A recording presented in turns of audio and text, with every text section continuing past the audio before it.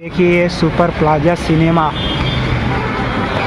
Power star Pawan Singh का picture लगा हुआ है ग्रांट रोड में। आप सभी देख सकते हैं। देखिए ये super plaza cinema grant road मौजूद है और आज पहला शो मैंने पिक्चर देखा, काफ़ी अच्छा है। बट पब्लिक भी काफ़ी अच्छी है और बहुत जल्द आप सबके बीच में ये इनके जो डिस्ट्रीब्यूटर हैं राजेश जी का इंटरव्यू काफ़ी धड़कदार आने वाला है। आप सभी देख सकते हैं।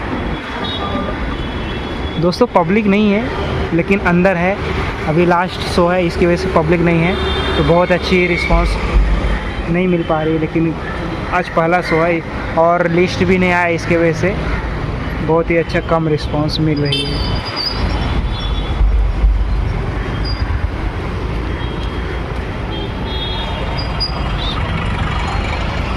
यहाँ पे 4 शो लगा हुआ है, जिसको देखना है आप सभी देख सकते हैं जो मुंबई में रहते हैं।